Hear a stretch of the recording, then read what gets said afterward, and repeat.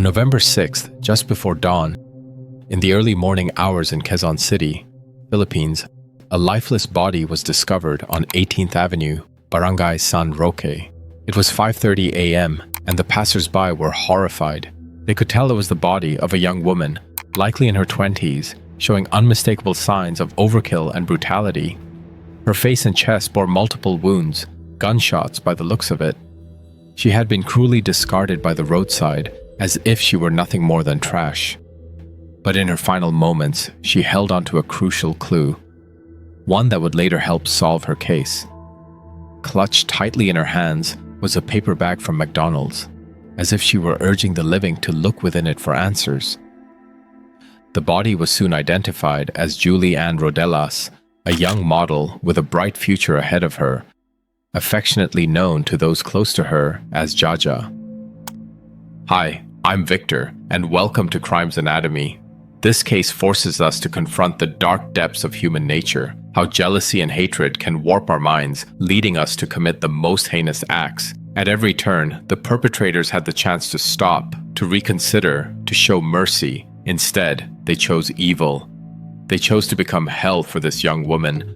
This case is far worse than just the gunshots that claimed her life, who was so cruelly wronged in her final hours. Jaja had no personal belongings on her when she was found, except for the aforementioned McDonald's paper bag, which she held tightly in her hand. Inside was an unopened double cheeseburger and a receipt. The receipt was timestamped 2:33 a.m., indicating a purchase made on the same day her body was found. This small but significant clue would go on to help solve her case. The post-mortem revealed that Jaja hadn't just been shot. She had been sexually assaulted multiple times, with horrific lacerations to her private areas. The poor woman endured unspeakable pain for hours before her death. Jaja had been reported kidnapped just the night before by none other than her closest friend, the very person she had been out with. Her parents, anxiously awaiting news, were instead devastated when they received the call no parent should ever have to take.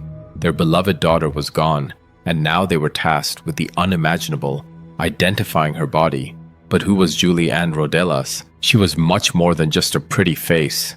A freelance model and part-time talent for ABS-CBN, one of the top TV stations, Jaja was thriving in the entertainment industry. Whether gracing the covers of magazines like FHM or appearing on TV, she poured her heart into her work. But modeling wasn't her only passion. Julie was also a dedicated student at Aureliano University, working toward a degree in hotel and restaurant management. Financial hardship forced her to leave school 3 times, but modeling gigs helped her pay her way through. Her mother, Luz Rodelas, would later share that Julie had dreams of moving abroad to build a better life. For a young woman with so much promise, her future seemed limitless. The final day, on November 5, 2012, Julie's mother recalled saying goodbye to her daughter that evening. Julie was heading out to meet her good friend, Althea Altamirano, who was accompanying her to meet a producer to discuss a potential opportunity. Jaja and Althea were incredibly close, practically inseparable. They often shared clothes for their modeling gigs, and some even referred to them as sisters or twins. Jaja looked up to Althea, admiring her as a role model, as Althea had been the one to help open doors to her early success. Now, Jaja was starting to book even more gigs than her friend. The night began innocently enough. Julie and Althea watched a movie at the SM Mall of Asia, enjoying what seemed like just another fun night out. After the movie, they hailed a cab and got off near the World Trade Center along Diosdado Macapagal Boulevard to meet another friend. But then, at 12:40 a.m., a frantic and tearful Althea walked into the Pasay City police station, reporting that Julie had been abducted. She was shaking, almost inconsolable. Just minutes earlier, around 12:30 a.m., while they were walking near the World Trade Center on Gil Puyat Avenue in Pasay City, just outside downtown Manila, a car suddenly screeched to a stop in front of them. 2 men jumped out, grabbed Julie, and forced her into the vehicle before speeding off. It all happened in an instant. Althea was frozen in terror, unable to fully process what she had just witnessed. Despite the urgency, she struggled to recall crucial details, the color of the car, the clothes the men wore, or even a clear description of the abductors themselves. However, one thing stood out. One of the men bore a striking resemblance to Jaja's boyfriend. Fearful for her life, as we now know, just hours later, at 5:30 a.m., Julie's lifeless body was found. The police reached out to Althea again for questioning, but this time, she didn't show up. Her brother, Charlie Altamirano, told reporters that Althea feared for her life, terrified that she might be next. But what was Althea so afraid of? Had the two women gotten involved in something dangerous? A bad deal gone wrong? Maybe the producer they were supposed to meet wasn't what he seemed. The police knew they'd have to rely on their expertise to solve this case, especially with Althea too spooked to be of much help. The Criminal Investigation and Detection Unit, CIDU, of the Philippine National Police took over the case, starting with the crime scene. Witnesses in the area reported hearing gunshots around 5 a.m., and several mentioned seeing a dark-colored Mitsubishi Montero speeding away from where Julie's body was found. While the color wasn't clearly identifiable in the dim light, some witnesses were able to provide a license plate. Clutched tightly in Jaja's hands was that McDonald's bag, and next to the unopened cheeseburger was a receipt, time-stamped at 2:33 a.m. It came from a McDonald's branch on UN Avenue. This raised serious doubts about Althea's account. If her story was true, how could Jaja have possibly bought McDonald's just 2 hours after being abducted by two men? Reviewing CCTV footage from the restaurant, police spotted a man, likely in his late 20s or early 30s, purchasing 2 cheeseburger meals, the same meal found with Julie's body. The police finally had a lead. Further investigation into the vehicle led them to a black Mitsubishi Montero registered to a woman named Rosalina Quiamboa. But the real breakthrough came when detectives interviewed Althea's neighbors. They learned that Althea was often seen being picked up by a man in a Mitsubishi Montero, a man named Fernando. He was the son of Rosalina. He was also known as JR, and JR bore an uncanny resemblance to the man seen in the CCTV footage buying the cheeseburgers. This was no coincidence. This revelation immediately cast doubt on Althea's story, which had already lacked key details that even witnesses and passers-by had managed to provide. But now, Althea herself had gone missing, and police suspected she was hiding. Detectives decided to put surveillance on JR's house, and their break came on November 10, 2012. At 6:00 p.m., police spotted JR's father leaving the house with a change of clothes. They discreetly tailed his black Toyota Innova, which led them straight to Apalit, Pampanga. There, they found Althea and JR, seemingly in the midst of a getaway in the Mitsubishi Montero. Once in custody, both Althea and JR were interrogated about their connection to the death of Julie Ann Rodelas. The police laid out the evidence: the McDonald's receipt found at the crime scene, the CCTV footage showing JR at the UN Avenue McDonald's purchasing the cheeseburger meal that was found in Jaja's possession. Althea initially stuck to the story she had told police in the early hours of November 6th, but as the officers pressed her, cracks began to form.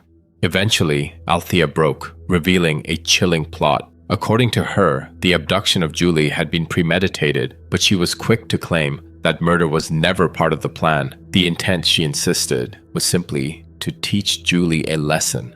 Althea confessed that their friendship had soured. Although they were both part of the same modeling industry, Althea had grown to resent Julie, accusing her of being indiscreet and spreading rumors. The final blow came when Althea found out that Julie had been telling people, especially in the modeling world, that Althea had 2 children. A truth Althea had tried to keep hidden. According to her, this rumor had damaged her reputation and cost her career opportunities. To Althea, it was a betrayal she couldn't forgive. When Althea confided in JR about the rumors, he quickly agreed to help her. Together, they concocted a plan to kidnap Julie and scare her. Althea emphasized that they never intended to harm her, let alone kill her.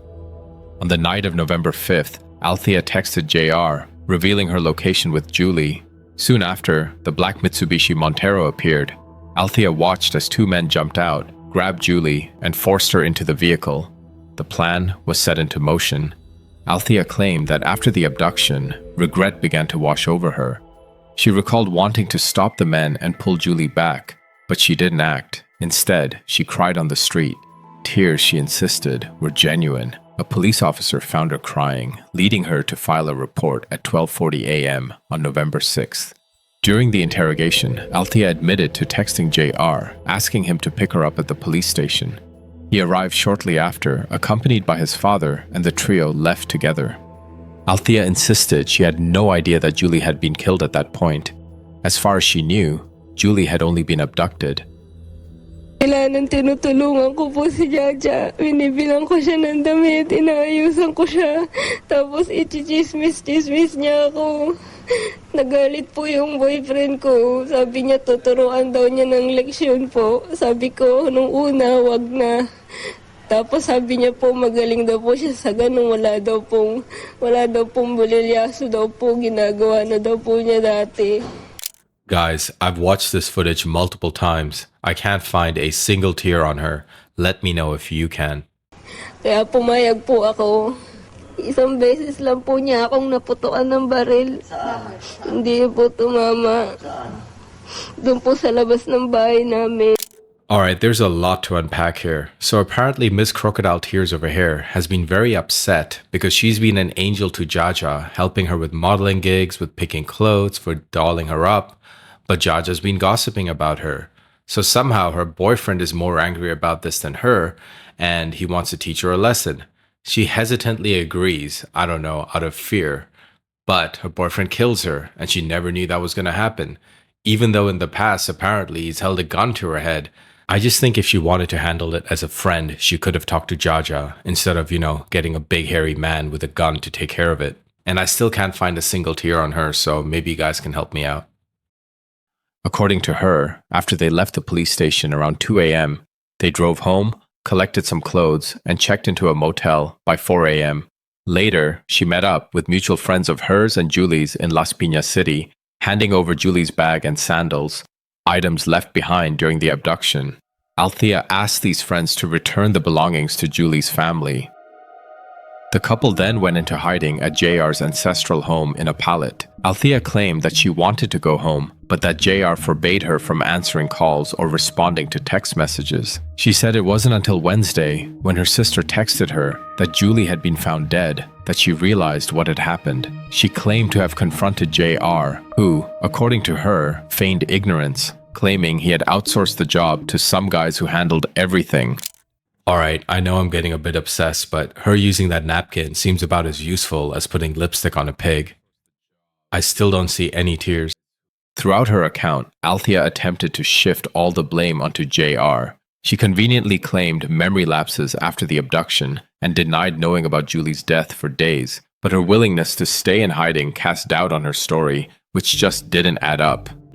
JR's interrogation. When interrogated, JR also denied involvement in the murder, pointing instead to a man named Jamar Waradhi. According to JR, Jamar was the one who had taken Julie to a safe house after the abduction. The police swiftly acted on this lead, raiding a safe house on Cotabato Street.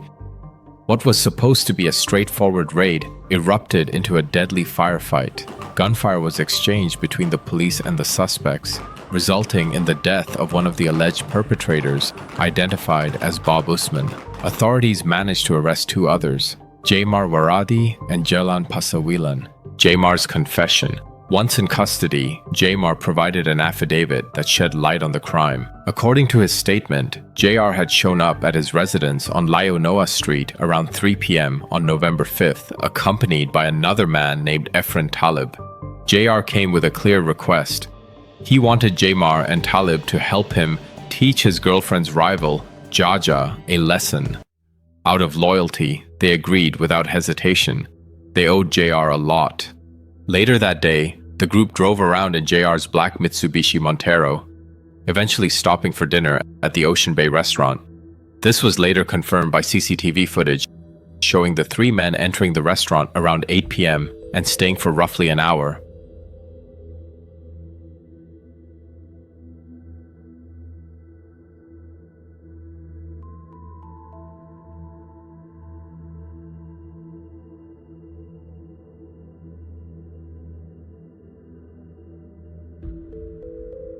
According to Jamar, they left only after JR received a text from Althea. His response, caught on CCTV, was chilling. "Okay, baby, just wait a minute." What followed was a terrifying chain of events. The men donned bonnets to conceal their identities, dragged Julie into their vehicle, and headed to a safe house. Initially, the plan was just to scare her, but things took a turn when Julie recognized JR. Waradhi slipped up, mentioning JR's name during the abduction, saying, "Jay, let's go to our turf." As the situation escalated, Julie Ann Rodelas, Jaja, began pleading for her life, repeatedly saying, JR, I'm sorry." Waradhi explained that hearing his name enraged JR. He lashed out at Julie, furious that she had dared to speak his name. It was at this moment that the grim reality set in. Teaching her a lesson was no longer on the table. The situation had spiraled into something much darker. The terror had only just begun for Julie. Talib led her into a separate room while JR and Waradhi stayed behind. The walls echoed with Julie's terrified voice, pleading, "Please don't, please don't." And then silence. About 10 minutes later, JR received a phone call from Althea. She had been crying when a police officer found her after the abduction and was now at the station giving a statement. Althea's version of events lined up with this. She had asked JR to pick her up from the station. JR, without hesitation, left the safe house, leaving Talib, Bob, and another man, Abdibi, behind to watch over Julie. Waradhi claimed that after JR left, he too decided to return home and sleep, but later that night, he was woken by Bob, who seemed alarmed. A man known as Aldos had unexpectedly shown up at the safe house, and Bob didn't know what to do. When Waradhi arrived back at the scene, he found Talib standing watch outside. Inside, Aldos was talking to Julie, gripping a .45 caliber pistol. Waradhi confronted him. JR left her in our care. Don't mess with her, he warned. But Aldos wasn't one to back down. What's the problem? Why don't you grant me this favor? He retorted. Waradhi repeated his warning, reminding Aldos that their orders were to protect Julie. But Aldos pushed further. That's all? You're going to throw her away anyway. Let me use her first. Then, in the final moments of Julie Rodelas' life, JR returned to the safe house, carrying a fast food burger meal.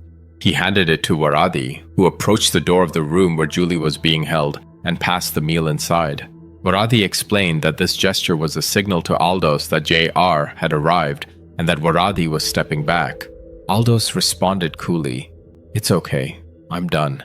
The atmosphere shifted into something even more chilling when Aldos asked, "What's the next move?" Talib reportedly replied. JR said, "Shoot to kill." Aldos, holding the power of life and death in his hands, turned to Julie and told her to eat the food, reassuring her that she would be taken home soon. Unaware of what awaited her, Julie refused the meal, saying she would eat once she got home. Waradhi, growing increasingly uncomfortable, distanced himself from the escalating events. He left the scene but continued to request updates. According to Waradhi's testimony, Aldos later admitted that he was the first to shoot Julie, followed by Talib. She had been shot 5 times in the head. When Waradhi learned about this, he reportedly reacted with shock, managing only to mutter, "That's too much." Around 5 a.m., Julie's lifeless body was dumped on the roadside. As if the cruelty wasn't enough, she was shot once more. This time, the sound of the gunshot woke the surrounding neighborhood. Waradhi's statement, chilling and unflinching, provided a final, devastating revelation. Julie had been sexually assaulted multiple times before her murder. The post-mortem examination would later confirm this horrific fact. Waradhi's testimony was so critical that the prosecution considered him their star witness. Justice and trial. The investigation didn't stop after the initial arrests. Police launched a relentless manhunt for the remaining suspects, Ifran Talib and the man known only as Aldos, both of whom, according to Waradhi, were directly responsible for sexually assaulting and killing Julie, all under the orders of JR. In the aftermath, charges began to mount. Althea, JR, Jamar Waradhi, and Jalan Pasawilan were all formally charged with kidnapping and murder. Meanwhile, the 2 fugitives, Aldos and Talib, faced additional charges of sexual assault and murder.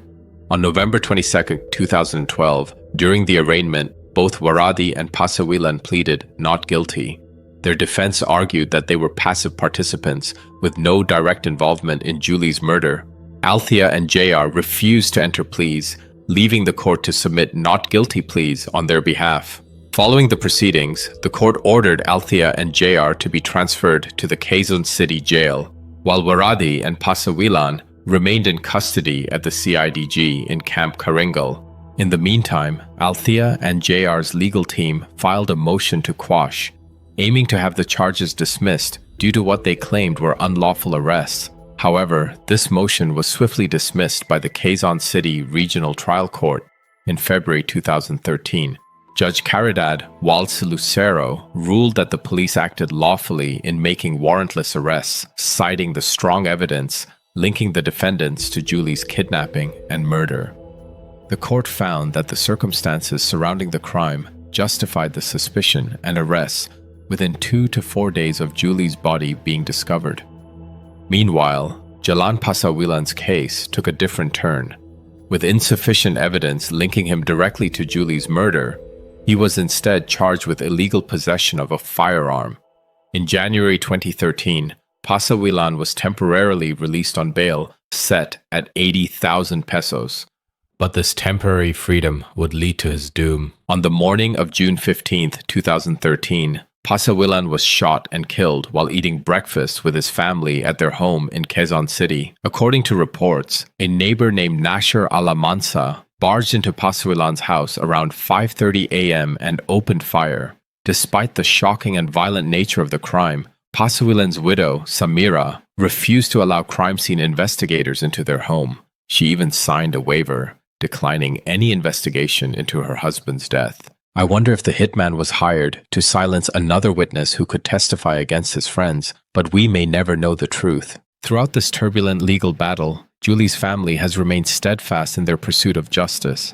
Her brother Alvin spoke openly about their hope that the remaining fugitives, Efren Talib and Aldos, will eventually be brought to justice. According to Waradi's testimony, these two men were the ones who brutally assaulted and shot Julie under JR's orders. The Rodelas family has vowed to continue fighting until the full extent of justice is served. As of September 2024, 12 years after the tragic death of model and TV personality Julie Ann, the Quezon City Regional Trial Court is finally set to render its verdict. The long-awaited conclusion to this high-profile case has been marred by repeated delays. Initially, the ruling was scheduled for July 12, 2024, but Judge Caridad Walce Lucero postponed it, first to August 23rd due to a case inventory, then to August 27th for a caravan in Davao City, and finally to September 27th. The Volunteers Against Crime and Corruption, VACC, alongside the Rodelas family,